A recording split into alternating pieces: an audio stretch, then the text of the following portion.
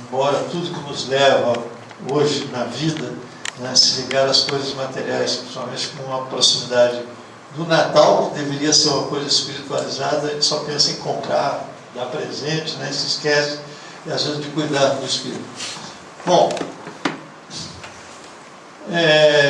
desde o ano passado, desde o ano de 2011, nós estávamos pensando em convidar o nosso amigo Rogério, conhecido pelo pseudônimo de João Valelã, para nos vir presentear uma palestra sobre orientação de tudo que ele escreveu nos seus livros, que vocês podem depois, se desejarem, adquirir ali na mesa de fora. E durante muitos momentos nós tivemos dúvidas sobre esse encontro. Eu reconheço que devido a diversos fatores que foram ocorrendo, inclusive uma questão de doença dele, pessoal, e minha, né, a gente foi prolongando e deixando para lá. Para que vocês conheçam um pouco melhor o assunto que vai ser difundido hoje pelo João Valelã, que é Reintegração Cósmica, faz parte de um dos livros da trilogia inicial que ele escreveu mais ou menos até 2000, né? 1998, 99, né? Foi escrita essa trilogia e reeditada depois do ano 2000. Eu vou ler um trechinho que eu selecionei.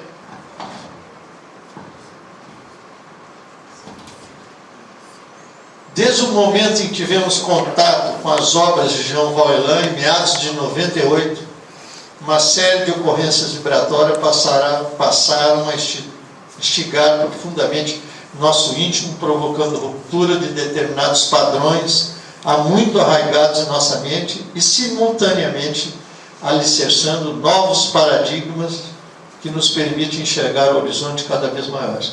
Isso é um trecho escrito pelo editor, mas que eu selecionei porque representa muito o que aconteceu comigo quando eu comecei a ler as obras escritas por João Valelã.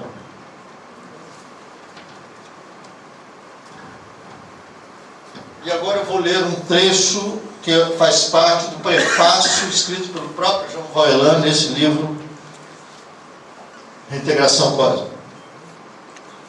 Dissertar a respeito da história da civilização terrestre é referir-se a um certo contexto cósmico da queda existencial de algumas comunidades planetárias que num passado remoto foram trazidos para a Terra. Essa história que é contada na trilogia que compõe os 3 principais livros que o João Valelã escreveu sobre a orientação de seus mentores, bateu muito no meu coração, porque eu tinha uma sensação muito grande, desde criança, quando eu olhava para o céu, que eu tinha vindo de outro lugar e não daqui. Mas como falar a esse respeito, continua o autor, no presente momento das conquistas tecnológicas, se sequer sabemos ao certo se existe vida fora do nosso planeta? Explicar as diversas etapas que compõem um tão longo período histórico das conquistas e dos problemas da humanidade terrena é comentar acertos e desacertos milenares das individualidades que foram congregadas aqui na Terra. No livro Exilados de Capela, que eu acho que a maioria de vocês conhece, fala um pouco sobre isso. A queda de Lúcifer também fala um pouco sobre isso. Entender o presente com base nesse passado é percebê-lo como etapa final de todo um processo coletivo existencial, que permite agora a ascensão dos que um dia quedaram seus espíritos em um brutal e equivocado estacionamento evolutivo. Acredito que eu estou falando nesse momento, acredito que há mais de 90% das pessoas aqui presentes foram, de alguma maneira, coincidentemente ou não, trazidas a essa sala porque fazem parte dessa história.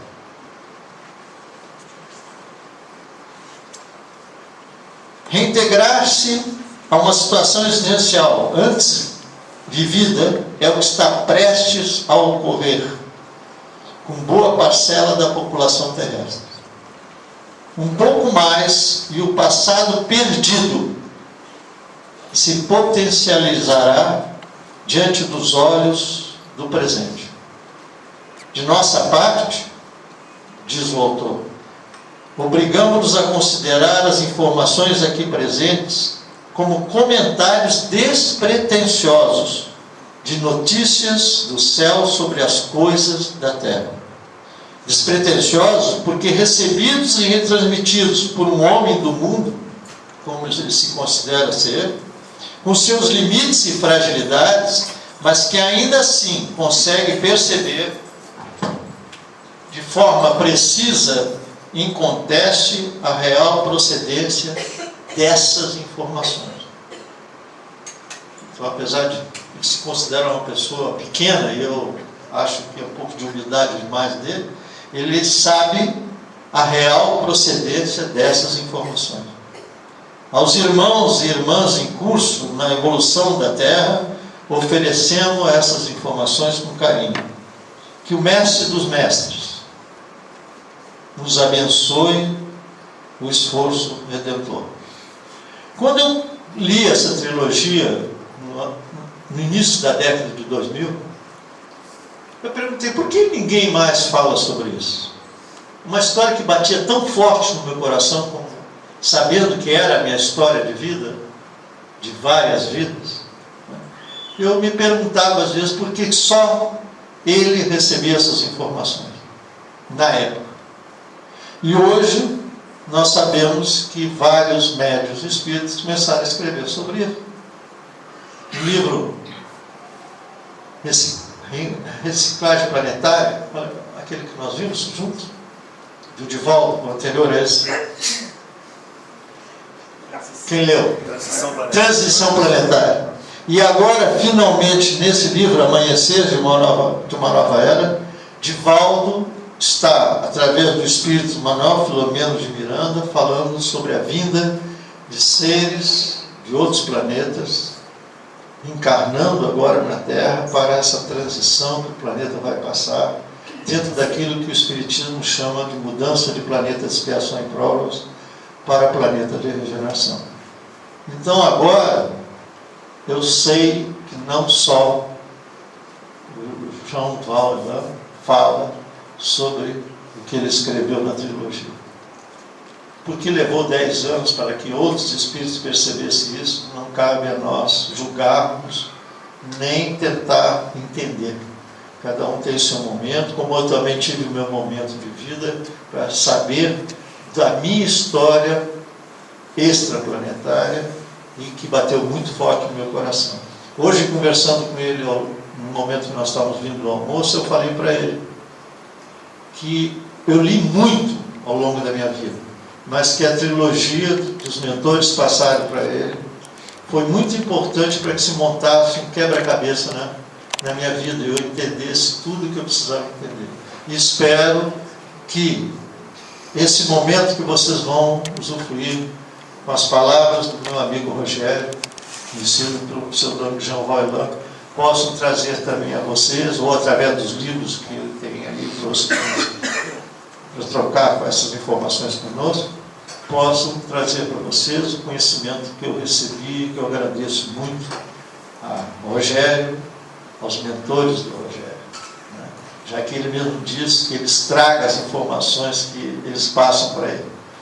Então, eu agradeço a todos a presença, peço desculpa por esse pequeno atraso que houve, e que a gente possa, todos nós, usufruirmos aquilo que ele vai nos trazer acima do contexto. No final, eu vou distribuir um papelzinho para que vocês façam alguma pergunta, e aqueles que quiserem se prolongar no final dessa tarde, ouvindo as respostas das suas perguntas, estaremos todos aqui presentes.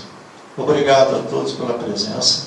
Obrigado, Rogério, por ter nos atendido. Veio de carro de Natal, chegando aqui hoje, né? Então, eu sei o esforço que ele fez para estar aqui. E eu sei que tem pessoas de Natal aqui, mas vieram de avião, né? Que estão presentes e ouvindo a palestra dele. E que talvez amigos que eu sei vieram de Natal, um dia posso estar lá com o grupo Atlântico, que é o grupo que se reúne 15 em 15 dias, Rogério, lá em Natal, uma vez por mês, né? Trocando informações sobre o que os mentores dele estão sempre atualizando. Obrigado àqueles que vieram de Taubaté, obrigado àqueles que vieram de São Paulo, obrigado aos amigos de Resende que estão presentes. Obrigado a todos. Rogério, com a sua palavra. Você tem duas opções para usar, esse ou esse.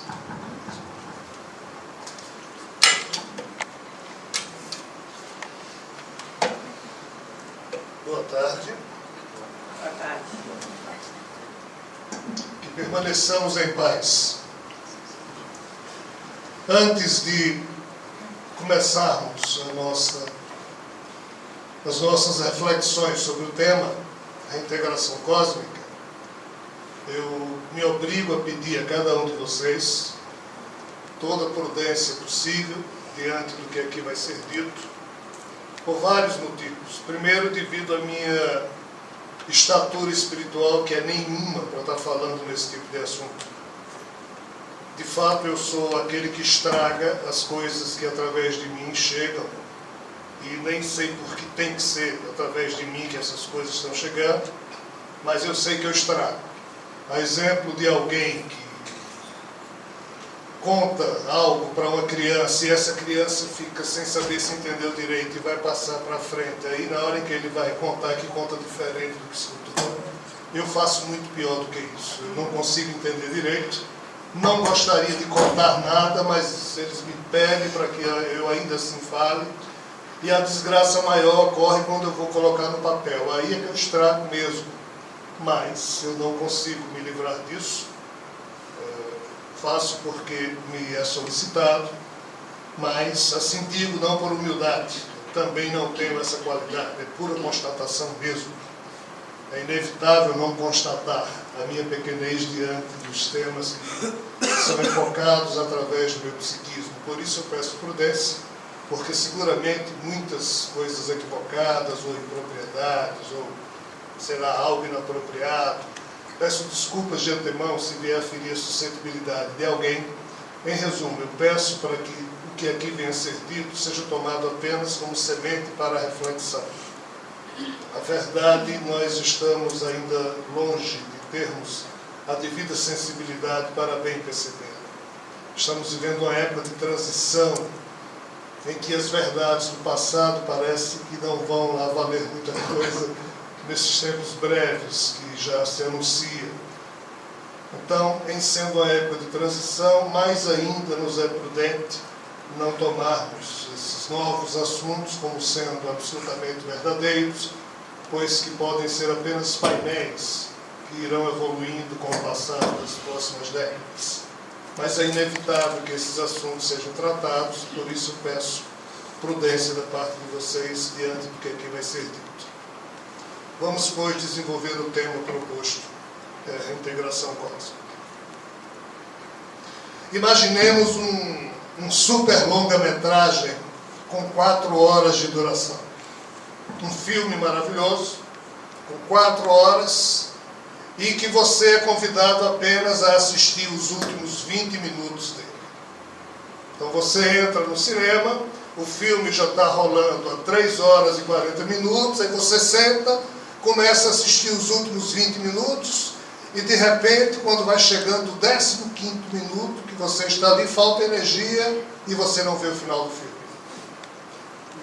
Aí você assistiu 15 minutos de um filme que tem 4 horas, você perdeu as 3 horas e 40 minutos primeiras, e não sabe o final porque faltou energia, e no entanto, a arte da vida lhe obriga a tentar imaginar as 3 horas e 40 que você não viu, como deve ter sido isso, e pelos 15 minutos que você assistiu, você começa a tentar deduzir o que é que seria mostrado nesses 5 minutos que, pela inexistência da energia, não lhe foi mostrado, mas você vai vivê-lo, um dia você vai assistir aquilo. Essa pobre metáfora serve mais ou menos para significar os 15 minutos da função da nossa existência diante desse contexto, em que a gente nasce na Terra sem entender direito o porquê de estar nascendo. Papai e mamãe não explicam para a gente por que a gente está nascendo, porque eles também não sabem por que nasceram. E a gente vai para a escola e também ninguém diz muita coisa, já que as escolas do mundo estão formando os profissionais que o mercado precisa, e gente adulta, sensata e honesta está ficando raro, porque nem na família, nem nas escolas isso é apregoado, testemunhado. E assim, esses 15 minutos que correspondem aos nossos 80 anos, 70, 90, 100, a gente fica tentando entender, mas o que é que houve para que as coisas agora estejam desse jeito? E as coisas estando do jeito que estão, o que é que diabos vai acontecer? Por que tanta notícia estranha de inúmeras visitas de seres de outros mundos, de ETs, baixinhos, anões, pequenos, altos, gigantes, bonitos, feios, charmosos, fedorentos, perigosos, amorosos? E por que tanta notícia de um passado absolutamente estranho, em que cada povo tem uma religião, tem um Deus, e os povos disputam e matam uns aos outros, porque os deuses mandam, e as religiões que surgem, uma pretende ser melhor que a outra, e que loucura foi essa, ou que loucura é essa, ou até onde vai essa loucura? O drama da gente começa não pelo fato da gente não imaginar o futuro que nos espera. O nosso primeiro drama começa pela nossa incapacidade e pela nossa preguiça de tentarmos entender o que se passou, o que explicaria o presente. Já que os processos contínuos vão acontecendo de modo que você identifique, essa foi a primeira etapa, essa aqui foi a segunda, a terceira, então por isso que surgiu essa transformação. Isso chama-se continuidade. Peter Drucker, aí já na área de administração, escreveu um livro cujo título é A Era da Descontinuidade, porque ele dizia que nós vivemos uma época em que você não percebe as etapas de um processo em curso e de repente, de forma descontínua, ou seja, sem que a continuidade do processo esteja diante dos seus olhos, algo acontece e você diz, isso veio de onde? Tipo a lava de vulcão ou petróleo que de repente sai do solo e você simplesmente se surpreende com o que está vendo. O nosso grande problema é que muita coisa estranha que está acontecendo hoje vai acontecer, somente tem a explicação da continuidade processual num passado sobre o qual nós não temos hoje mais muitas notícias. São as tais 3 horas e 40 minutos do filme que a gente não viu, mas aconteceu, e o pior, a turma que viu já morreu.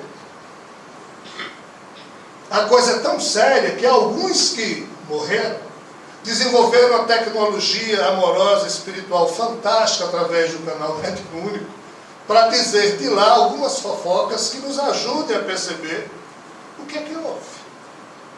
Mais estranho ainda é que além da mediunidade via espírito desencarnado, surge a canalização via seres de outros orbes, que também se aproximando da Terra, escolhe alguns seres humanos para darem notícias dessas 3 horas e 40 minutos que ninguém viu.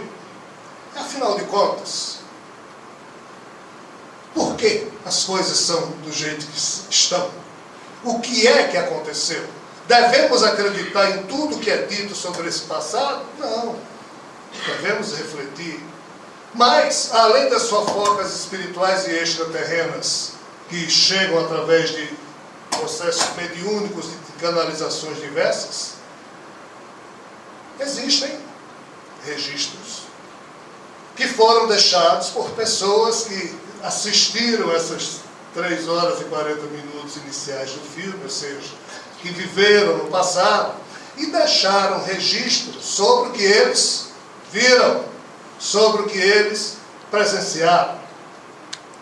Mas aqui implica nós abordarmos um tema pouco agradável, que tem a ver com a cretinice humana, ou seja, a nossa própria cretinice.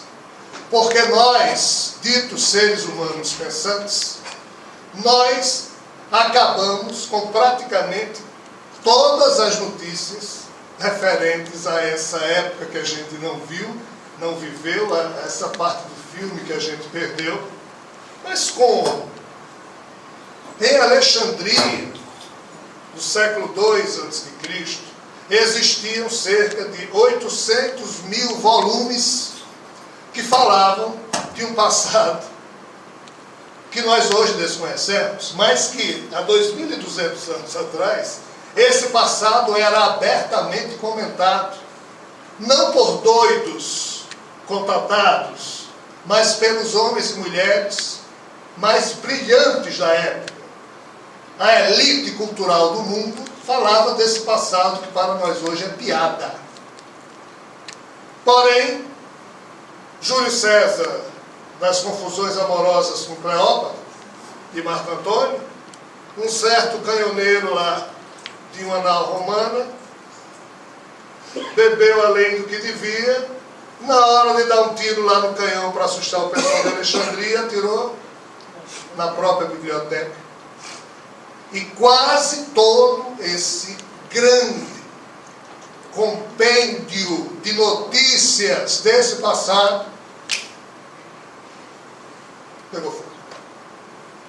O que sobrou, como se não bastasse, 7 séculos depois, já após o surgimento do islamismo, seguidores fanáticos de Maomé, e Maomé não tem nada a ver com isso,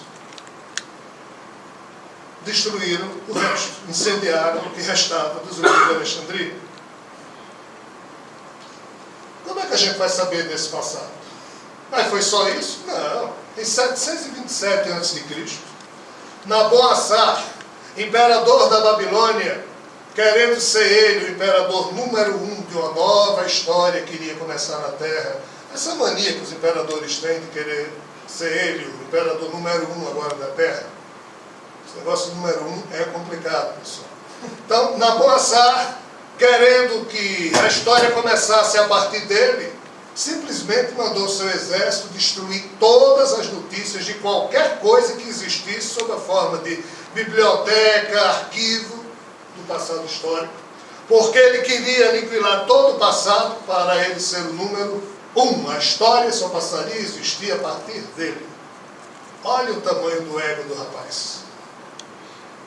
Entre os anos 212 e 221 a.C., na China, o pretenso imperador imortal chamado Xin Shi Huangdi mandou destruir bibliotecas que tinham notícias de 20 séculos antes dele, porque ele também queria ser o número 1. Em 1453, quando os frades espanhóis chegaram na América Central, diante de milhares de códices, ou seja, de livros talhados ou escritos em pedras dos maias, o frade Diego de Landa e o seu companheiro, em sabendo que eles eram homens de Deus e em vendo toda aquela coisa escrita estranha na frente deles, eles concluíram que aquilo só podia ser escrita do demônio, já que eles eram homens de Deus e não sabiam ler aquilo, e simplesmente destruíram tudo, e apenas 2 pedaços de códices escaparam. A questão é, o que é que sobrou desse passado?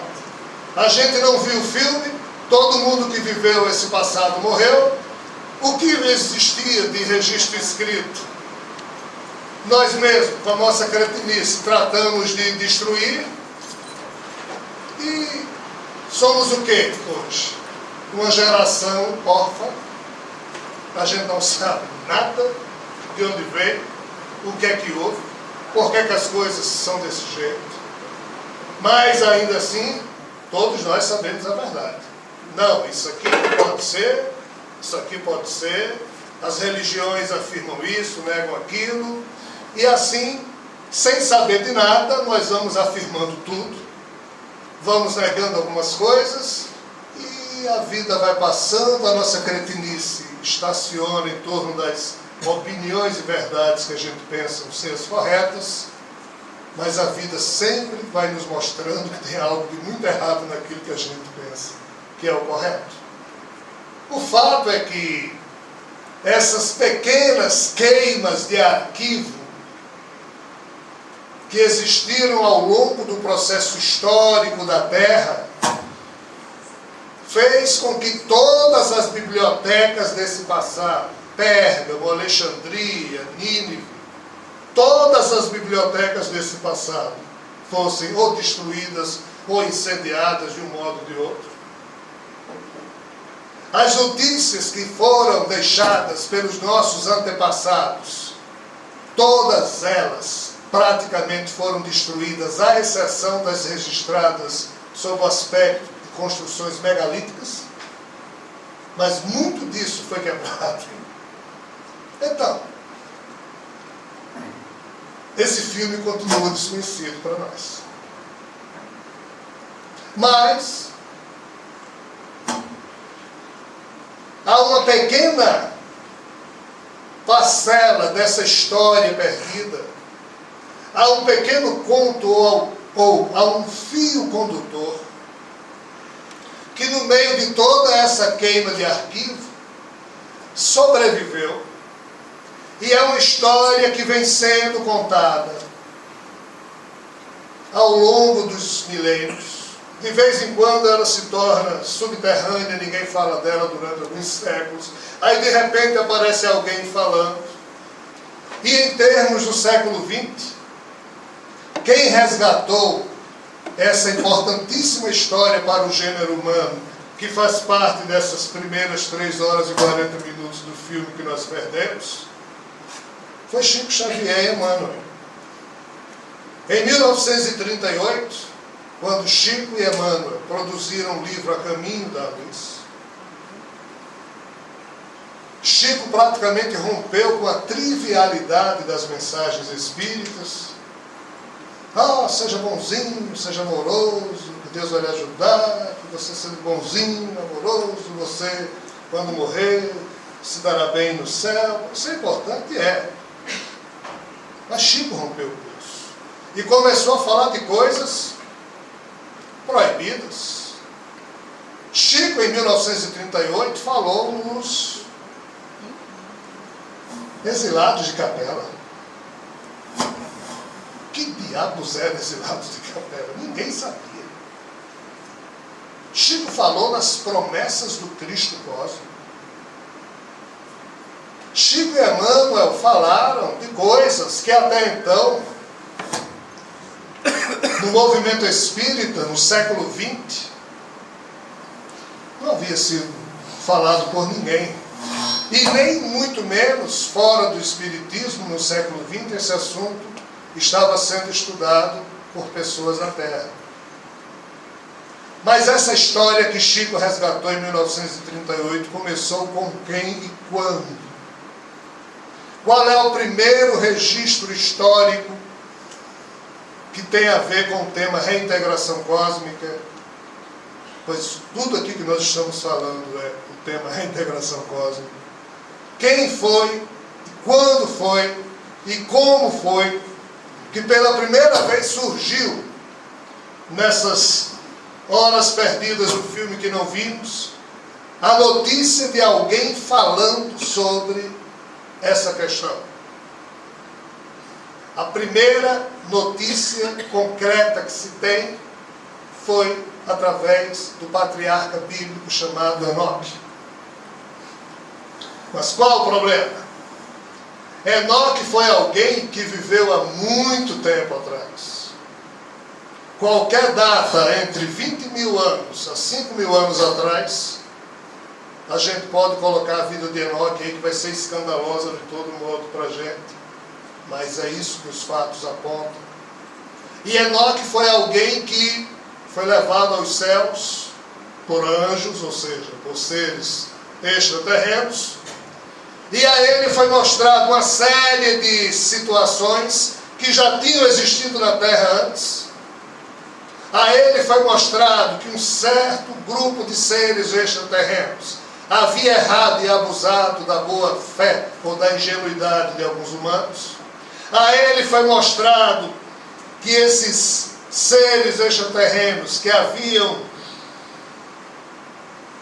tido um comportamento duramente criticado pelo Deus Criador desse universo e ou pelo seu comandante, fez com que estes fossem presos, e a Enoque foi mostrado o lugar em que eles estavam presos e outros grupos que haviam sido presos no passado, e a Enoque foi mostrado que, devido a essa situação toda, parte dessa galáxia estava meio que isolada da convivência com o resto do universo.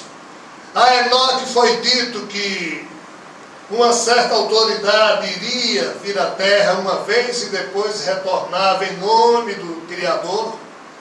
A Enoque foi dito uma série de coisas, inclusive pela primeira vez surgiu a notícia do famoso e temido juízo final, onde todos, anjos e homens, é o que está escrito, ou seja, seres extraterrenos e humanos da Terra, seriam julgados, aqueles que estivessem vivos, como também os que estivessem mortos. Tudo isso surgiu através do que foi mostrado a Enoque. Aí quando ele voltou para a Terra, ele chamou seu filho Matusalém e pediu para Matusalém escrever tudo que ele, Enoque, agora iria contar.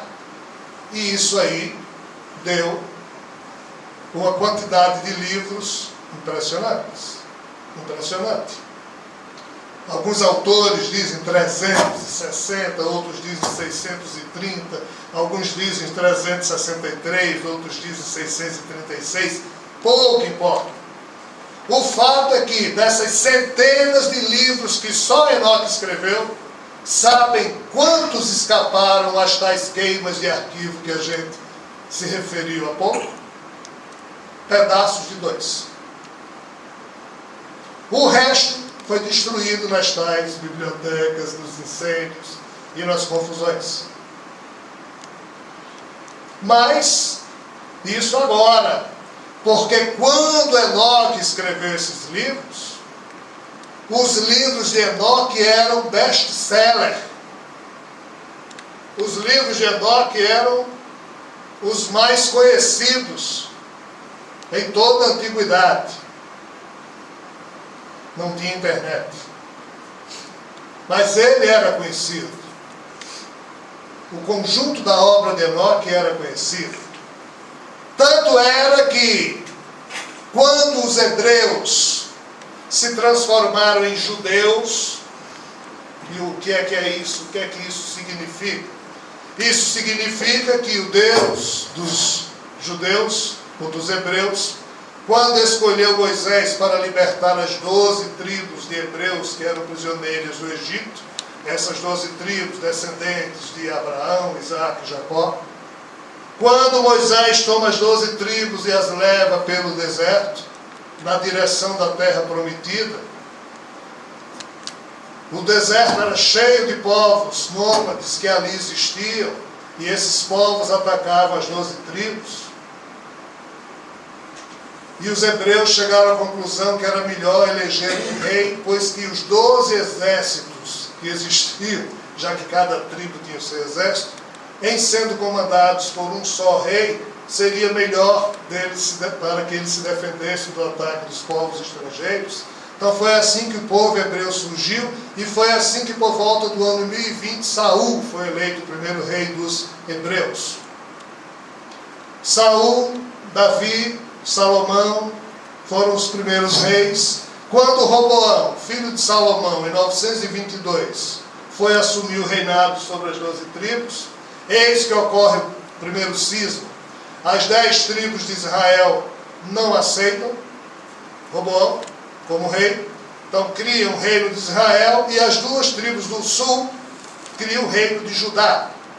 A partir daqui, toda a história iniciada com Abraão estava agora resumida a 2 reinos. Os livros de Enoque eram sim conhecidos nesse tempo. pois que as escrituras que daqui surgiram falam dos livros de Enoque. O fato é que nessa época o maior império do mundo era o Império Assírio. E o Império Assírio, durante 200 anos, ficou atacando tanto o reino de Israel como o reino de Judá. E em 722, finalmente o Império Assírio domina as 10 tribos do reino de Israel e as leva como tribos prisioneiras. E essas 10 tribos se miscigenam no vastíssimo Império Assírio. E a notícia dos livros de Enoque se espalha no Império Assírio através das 10 tribos de Israel. Só que a partir daqui elas são consideradas tribos historicamente perdidas. E toda a história começada do povo hebreu via Abraão agora se resumia às 2 tribos que formavam o reino de Judá. E assim, o reino de Judá continua sobrevivendo aos ataques assírios, mas quando o Império Babilônico, em 586, domina toda aquela parte do mundo, domina também o reino de Judá, e os judeus se tornam prisioneiros dos babilônicos. Lá, na época do cativeiro da Babilônia, os livros de Enoque eram referidos, tem registros sobre isso. Ou seja, essa história de queda de anjos, de seres extraterrenos, o isolamento da terra, a vinda de seres de fora para cá, a vinda de um Messias que haveria de reconduzir os que viviam na terra na direção pretendida pelo Criador do Universo, tudo isso estava sendo anunciado pelos profetas do povo judeu e estava escrito já através das notícias dadas por Enoque. Porém, Ciro, rei dos persas, no ano 530, domina todo aquele mundo. Os judeus passam agora a ser prisioneiros do Império Persa. Ciro permite que eles retornem para onde quiserem, desde que paguem impostos. E durante 2 séculos os judeus ficam pagando imposto aos persas, até que Alexandre Magno surge no cenário e o Império Macedônio se estabelece em todo o mundo conhecido e coloca a educação helênica como o aspecto mais importante da vida das pessoas. Nesse tempo os livros de Enoque eram conhecidos, alguns, já não todos.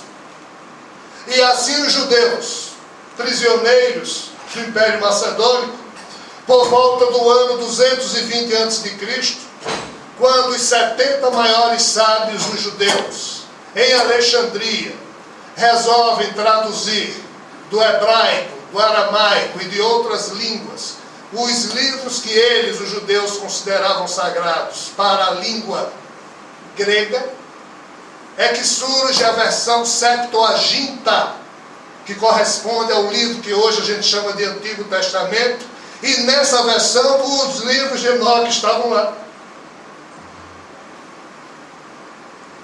Só que, de forma resumida, o Império Romano domina a cena a partir do ano 72 a.C. aproximadamente. Surge depois Jesus, surge o cristianismo, depois da morte de Jesus, e durante a época de Jesus, as notícias de Enoque eram referidas nas conversas, e existem epístolas que falam também dos livros de Enoque, escritas por homens que viveram ao tempo de Jesus. Mas qual o problema? O problema é que o cristianismo passou a ser perseguido pelo Império Romano, e somente quando Constantino, no início do século IV, se torna cristão, é que o Império Romano para de perseguir o cristianismo e transforma o cristianismo agora de uma religião perseguida na religião oficial do Império Romano. Portanto, ela se torna católica, apostólica, romana. Mas qual o problema do imperador Constantino? Nessa época, existiam centenas de igrejas cristãs espalhadas no sul da Europa, no Oriente Médio, no norte da África, na Ásia Menor, e cada igreja tinha um bispo. E cada bispo e igreja tinha um conjunto de escritos falando sobre Jesus. E a igreja de Roma, que até então era subterrânea, porque era perseguida pelo próprio, a igreja cristã de Roma era perseguida pelo próprio Império Romano, mas quando o Império Romano assimilou a religião cristã e transformou em religião católica, A igreja de Roma, que antes não tinha importância nenhuma, passou a ter muita importância. Qual o problema da igreja de Roma? Todos os mais de 4.000 evangelhos que existiam nessa época estavam escritos em grego, alguns em aramaico. A Septuaginta, ou seja, a versão do Antigo Testamento dos judeus, em grego. Mas se a língua do Império Latino era romana, e se agora o cristianismo era a religião oficial de Roma, alguém tinha que traduzir todos aqueles livros para que língua? Para o latim. E a confusão toda se estabeleceu quando Jerônimo, que era um padre polemista de Alexandria, mas respeitado por todas aquelas igrejas, a pedido do bispo de Roma, Damaso, ele sai recolhendo todos aqueles livros e leva para Roma, e lá ele decide quais os que seriam traduzidos para o latim e quais aqueles que seriam deixados de lado, que não eram tão importantes assim para o Império Romano. Foi aqui que surgiram os evangelhos canônicos e os tais evangelhos apócrifos.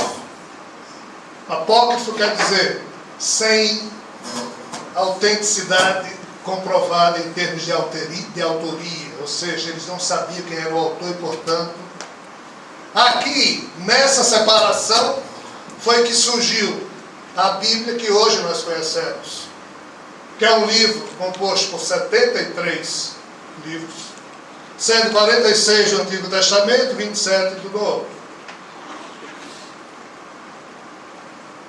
Quem fez isso? Jerônimo, com a melhor das intenções. Para evitar o trabalho, ele apenas traduziu a Septuaginta, que estava escrita em grego, para romano, mas aí os padres de Roma pediram para ele tirar o livro de Enoque.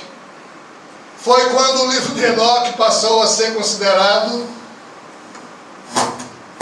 apócrifo. Na verdade, ele sumiu. Ele deixou de ser falado ao longo dos próximos séculos. Mas em 378 depois de Cristo, ou seja, no século IV, esse mesmo Jerônimo está registrado nos anais de um grande conclave que houve em Alexandria. Qual o tema que eles estavam discutindo nesse conclave? A queda dos anjos. Ou seja, os exilados de Capela. Ou seja, o juízo final. Isso está registrado em 378 depois de Cristo. Mas a partir daí ninguém fala mais dos livros de Enoque, pois que durante quase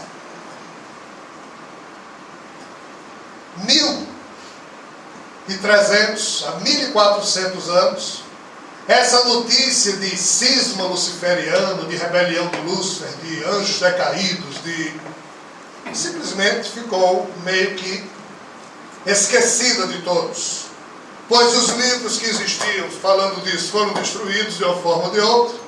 Mas em 1773, o explorador britânico James Bruce, lá na Etiópia, descobriu um exemplar do livro de Enoque. Em 1886, o professor Sokolov, da Biblioteca de Belgrado, descobriu uma outra versão de um outro livro chamado Livro dos Segredos de Enoque. E os senhores e senhoras sabem quem foi o personagem que na segunda metade do século XIX resolveu resgatar o tema Doutrina dos Anjos Decaídos para se tornar em um tema sério a ser discutido pelas pessoas mais pensantes da elite europeia? Foi Allan Kardec. Allan Kardec, em 1868, no capítulo 11 do livro A Gênese, estranhamente abordou o tema Doutrina dos Anjos Decaídos. Por quê?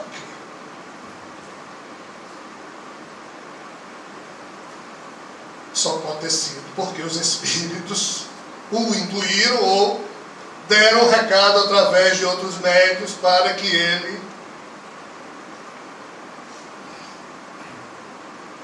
depois de Kardec foi Chico em 1938, no livro A Caminho da Luz.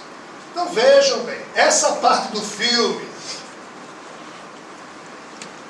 longa-metragem de 4 horas, que nós só assistimos 15 minutos, perdemos as 3 horas e 40 primeiras do filme, os 5 minutos finais ainda não vimos. Essa história, a doutrina dos anjos decaídos, é o fio condutor que une todo o passado ao presente que estamos vivendo e que une também o nosso presente ao futuro. Por quê? Porque a prometida volta de Jesus tem tudo a ver com o cisma luciferiano, com a doutrina dos anjos decaídos. Ah, mas Allan Kardec não falou disso. Falou. Em muitas páginas dos livros que escreveu. Mas a quem interessar possa, capítulo 17, livro A Gênese. Kardec fala claramente, Jesus anuncia que voltará à Terra, mas não disse que voltará num corpo carnal. Ele disse que voltará em espírito, com letra maiúscula, para julgar a cada um e dar a cada um conforme suas obras, quando os tempos forem chegados, ponto.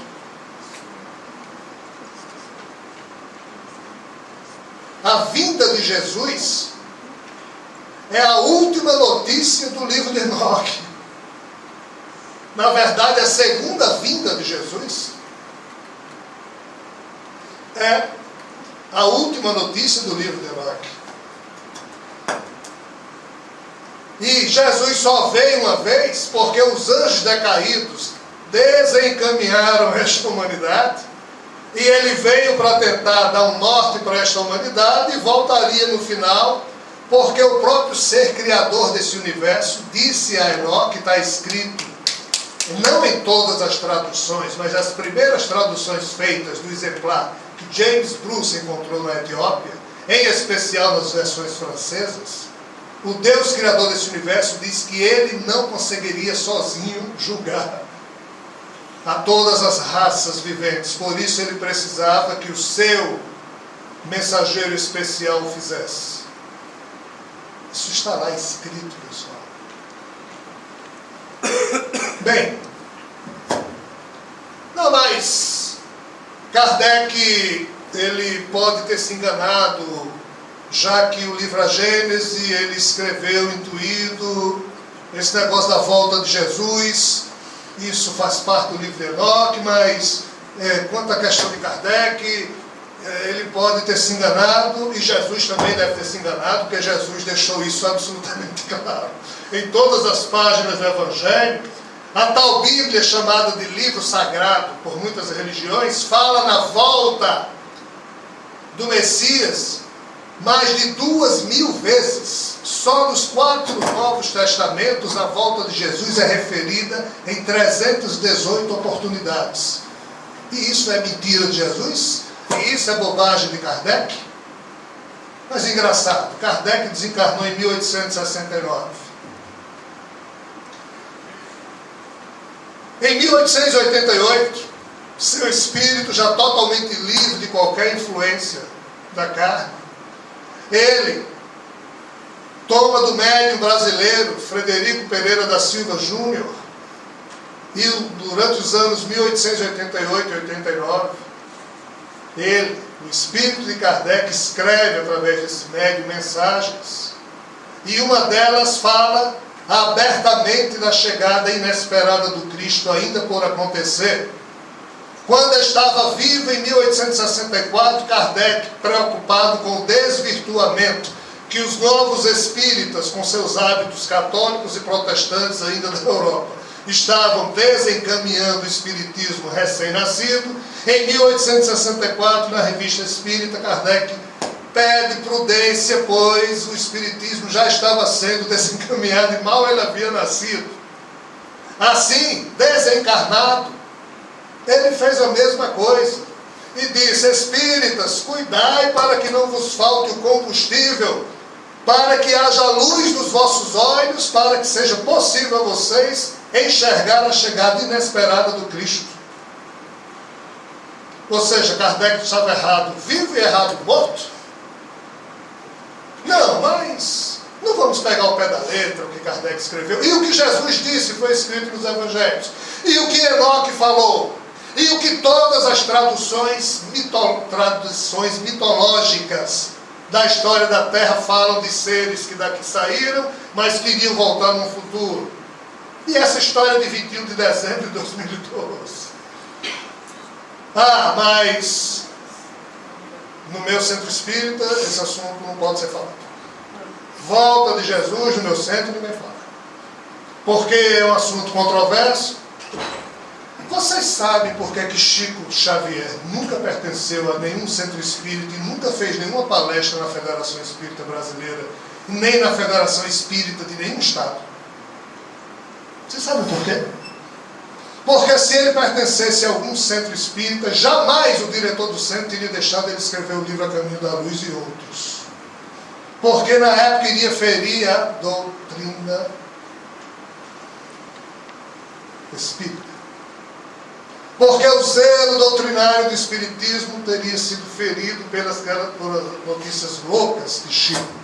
E Emmanuel estava... Hoje é fácil elogiar Chico e Emmanuel.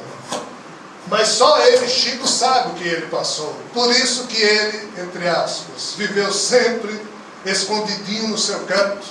Pois ali ele tinha liberdade de produzir sem ter que estar subordinando a decisão de donos de centro, disso e daquilo, as notícias vindas da espiritualidade. E é engraçado. Se Kardec escreveu bobagem desencarnada em 1888 e 89, e se o que ele disse não é verdade, o engraçado é que isso foi transformado em livro. E vocês sabem por quê? Pelo então presidente da Federação Espírita Brasileira. Os senhores sabem quem é? Bezerra de Menezes.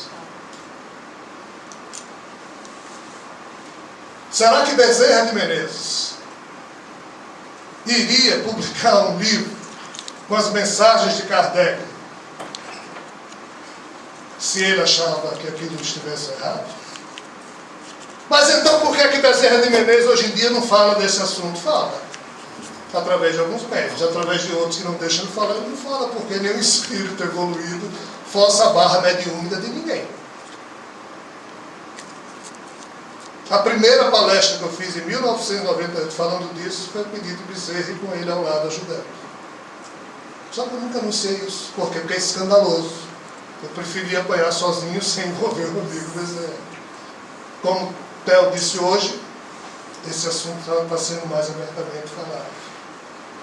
Mas, se essa história que começou com Enoque, que atravessou muitos milênios e foi resgatado por Kardec no século XIX, e depois por Chico Xavier no século XX, e nós estamos no século XXI, nós compreendemos o que a respeito dela? Que ensinamentos, que painéis nós podemos tirar disso tudo? Ora, esses livros que se perderam falavam de todas as eras, de todas as etapas da evolução humana. Hesíodo, poeta grego, na sua cosmogonia, ele falava que a história humana na Terra tinha tido 5 eras. A era de ouro, a era de prata, a era de bronze, uma era heróica, e a era de ferro, que é essa que nós ainda estamos vivendo. Ovid, na sua metamorfose, falava que a humanidade na Terra teve 4 eras: ouro, prata, bronze e ferro. Os toltecas, cultura mãe, que terminou sendo seguida pelas culturas filhas suas, Maia, Azteca, Inca, Hopi, dividiam também o tempo da história da humanidade dentro do ciclo da precessão equinocial de 26 mil anos em 5 eras. Os Hopis dividiram em 4, os Maias e Aztecas em 5. Os hindus dividiram a história não só da humanidade, mas do universo em 4 grandes yugas que se repetiam. Enfim, esse filme que a gente não viu, esse passado que para nós parece estranho, todo ele conseguiu ainda ser minimamente reproduzido através de escritos que não foram destruídos, que estão aí, mas hoje nós chamamos isso de quê? Lendas. História para boi dormir, aliás, para criança dormir. E boi também. Histórias que não servem para nada. Porque, apesar de todo o esforço de Jesus, de Kardec, de Chico, de muitos outros, para resgatarem esse tema, quem de nós leva isso muito a sério? Eu não estou falando nós aqui, estou falando dos 7 bilhões de habitantes da Terra que levam isso a sério. Mas quem de nós aqui nesse auditório leva isso realmente a sério?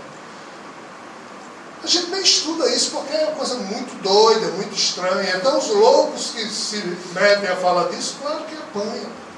E erram muito. O fato é que o principal tema que sempre esteve presente nessa parte do filme que nós não vimos, chama-se isolamento. Porque dentro do contexto do cisma luciferiano, que é a tal doutrina dos anjos decaídos, devido a um contágio vibratório, quem adoeceu teve que ser separado do resto das famílias cósmicas e ficar numa espécie de quarentena até que essa doença seja superada ou que alguém consiga resolver o problema junto com os doentes. Então, o tema isolamento foi um dos principais quesitos que foi discutido ao longo desses milênios que nós não vimos, mas cujos registros foram apagados, mas alguns que sobraram ainda apontam para a importância do tema. E o que é que significa isolamento? Algo muito sério.